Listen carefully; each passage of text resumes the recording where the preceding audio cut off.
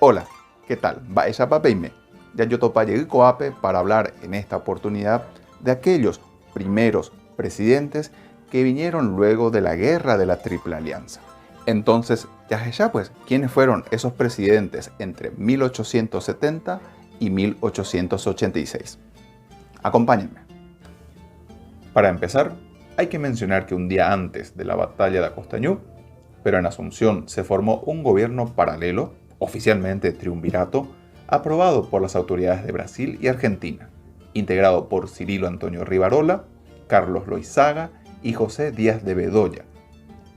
Este triunvirato, que había confiscado los bienes de Lisa Lynch y del mariscal López, además de declararlo asesino de su patria y enemigo del género humano, terminó sus funciones por las renuncias de Bedoya en mayo de 1870 y luego Loizaga el 31 de agosto.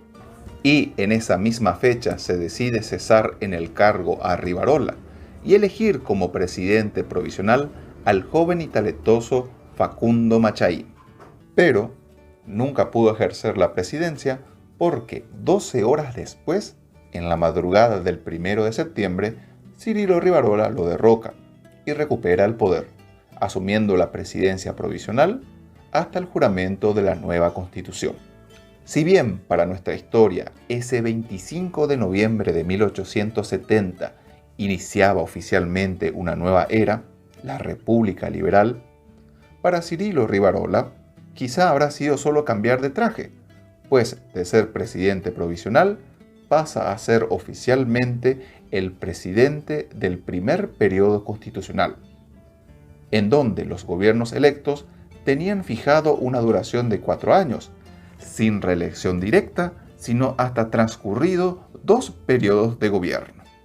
Rivarola debía haber gobernado hasta 1874, pero su forma de ejercer el poder hizo que se enfrente al Congreso, disolviéndolo e iniciando una persecución contra excombatientes y civiles de peso como el general Bernardino Caballero, el coronel Patricio Escobar, Cándido Bareiro, entre otros. Esto derivó luego en una nueva elección del Congreso, tutelada por el ministro de Hacienda Juan Bautista Gil.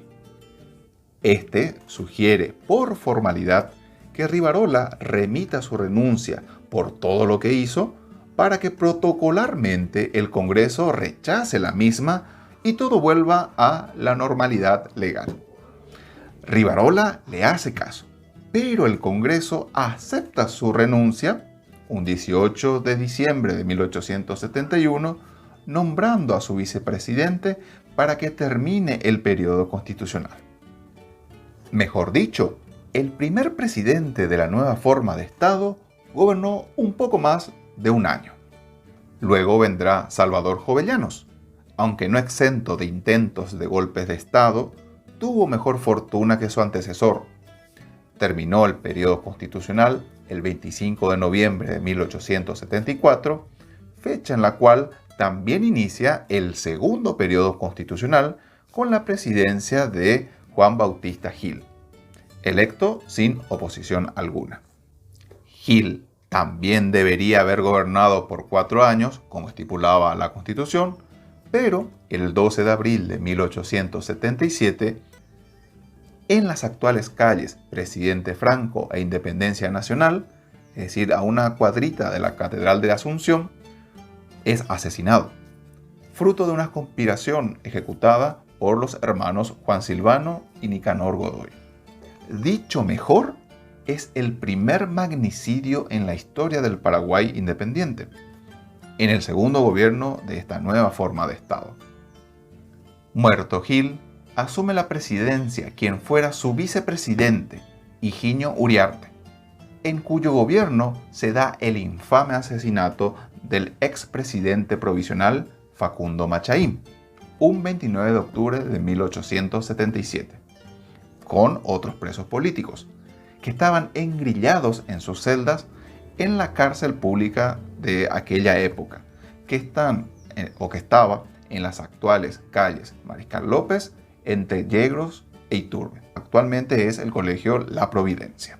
Mejor dicho, aún en el segundo gobierno de la naciente República Liberal, se asesina por primera vez a un expresidente, con fuertes sospechas que fue decidido por las autoridades de la época. Uriarte completará el periodo y el 25 de noviembre de 1878, Cándido Barreiro es electo presidente, sin ninguna oposición, inaugurando un nuevo periodo constitucional, el tercero. Lo que no fue nuevo es que se volvió a asesinar a un expresidente. Cirilo Rivarola estaba oculto en la zona del actual Eusebio Ayala, pero aceptando el indulto prometido por el presidente Barreiro, se entrevistó con él y luego de salir de esta reunión es apuñalado varias veces por desconocidos encapuchados en lo que actualmente sería la calle Palma e Independencia Nacional, pero ante la atenta e inmóvil presencia de los custodios de la casa presidencial. Dicho mejor, en el tercer gobierno de la República Liberal es asesinado otro expresidente, ya el segundo, también con fuertes sospechas de cierta complicidad por parte de las autoridades. Y Cándido Barreiro, al igual que los presidentes anteriores electos para gobernar durante 4 años, tampoco podrá completar su periodo constitucional, no por una conspiración o por un asesinato, sino por enfermedad. Fallece un 4 de septiembre de 1880 y, debiendo asumir, como los casos anteriores, su vicepresidente, el señor Adolfo Saguier, que en vez de la banda presidencial recibe un golpe de estado organizado por Bernardino Caballero para hacerse él con el poder, así completar el periodo constitucional. Mejor dicho, todavía durante ese tercer gobierno se interrumpió por primera vez una sucesión presidencial establecida por la Constitución, a través de un golpe de estado. Y cuando en rigor se debería haber elegido otra persona para el siguiente periodo, porque esa constitución prohibía la reelección, recordarán, no obstante, haciendo uso de algo que luego se convertirá en una costumbre nacional, casi un deporte nacional, se interpretó la constitución a las necesidades particulares y se entendió que la misma sí permitía la reelección de Caballero. Y así inicia el cuarto periodo constitucional, siendo el primer presidente que logrará cumplir los 4 años estipulados. Dicho mejor, vale decir que después de más de una década se logra cumplir con uno de los pilares de la nueva república, que los gobiernos duren 4 años, pero paradójicamente se incumple otro de sus principios fundamentales, el de la no reelección directa, por lo que en total fueron 6 años los que gobernó Caballero, y será el único que lo haga en forma consecutiva bajo esta constitución. Bueno, hasta aquí hemos visto quiénes fueron esos primeros presidentes de nuestro país después de la Guerra de la Triple Alianza, quiénes fueron, hasta cuándo gobernaron y en algunas circunstancias las situaciones de presidente y expresidentes que fallecieron en esos primeros años, que yo denomino periodo prepartidario. ¿Por qué?